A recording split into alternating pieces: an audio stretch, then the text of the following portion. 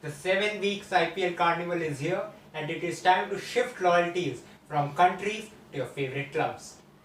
The good old eight are also back with the return of Chennai Super Kings and Rajasthan Royals, and it sets up for mouth-watering cricket. The first team I'm talking about are the Mumbai Indians. When you think of Mumbai Indians, you think of their powerful owners, but you also think of their powerful team. They have been the most successful team in the decade of the IPL history, and this time around as well, they built a formidable squad at the auctions. Due to the long nature of the IPL and all the travel involved, it makes sense to have quality 17-18 players in your squad to have backup for injuries as well as players returning.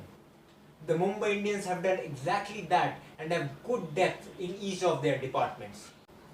Here then is my playing 11 for the Mumbai Indians.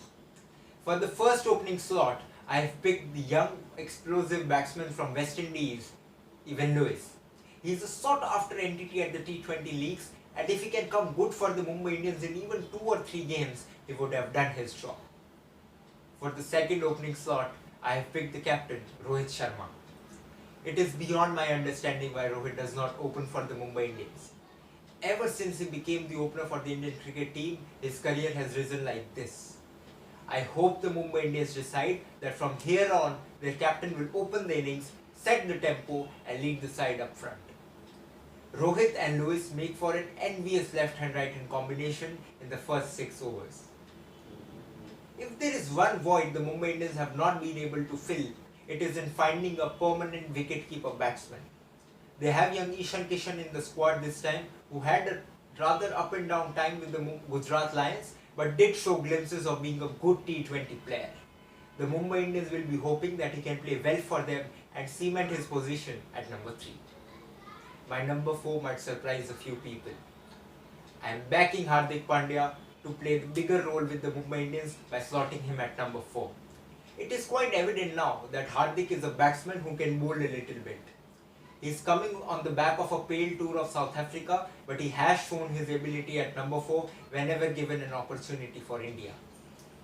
His bowling has not quite developed the way it was supposed to be in the last 2 or 3 years, but he can still give you 2 overs on most days and 4 overs occasionally, which is a good bet for a number 4 batsman. Kieron Pollard is my powerhouse at number 5. He has been one of the pillars of strength of the Mumbai Indians ever since joining them in 2010. His bowling has dipped in the last few years, but he is still worth every penny for his hard hitting and thunderous fielding. Krunal Pandya was the most expensive uncapped player in this year's auction. He played a pivotal inning in the last year's IPL final, and because of that I have slotted him as the finisher at number 6. Add to that, he can bowl valuable overs of left arm spin in the middle overs. Mumbai Indians like to bat deep, and because they get around 6 overs from their top 6, they will like to slot in a batsman who can play quick cameos for them at number 7.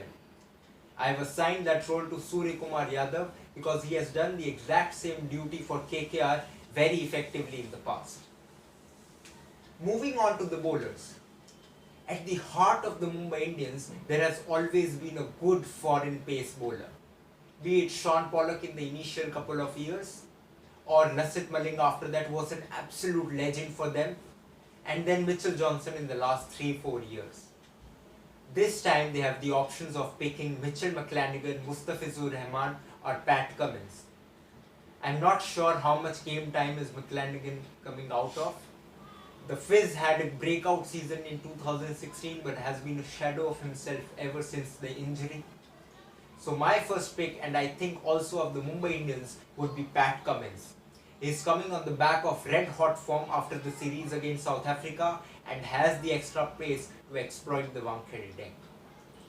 Leg spin is in fashion nowadays, and Mumbai Indians have a good young deceptive leg spinner in Akila Dhananjay. Mumbai Indians will love for Dhananjay to play good for them because it will mean that the core of their bowling looks settled. Jasprit Bumrah is my automatic choice for the second pace bowler and is also the leader of attack according to me. He has been one of the biggest gifts of the Mumbai Indians to the Indian cricket, and their performance will depend a lot on the performance of Jasprit Bumrah. For the last slot was a toss-up between the youth of Rahul Chahar or Anupul Roy and the experience of Pradeep Sangwan. I have gone ahead and picked the experience of Pradeep Sangwan to fill the last slot. Here then was my first 11. There are 7 explosive batsmen at the top and middle overs and 20, 22, 24 overs in 7 bowling combinations to back for any of the frontline bowlers having an off day. Apart from these 11, Mumbai Indians have a pedigree bench strength with proven performance in each of the departments. Be it JP Dumini, Saurabh Tiwari, Aditya Tare or Siddesh Lad in the batsmen, or Ben Cutting as a foreign all-rounder, or McLanigan, Fizz and Rahul Chahar in the bowling department. They have a good side, and if it will be an upset of magnitude and giant proportions if the Mumbai Indians don't make the playoffs. Let me know your thoughts on the preview and also share your 11 because it is a fun exercise and we all have a different way of looking at it.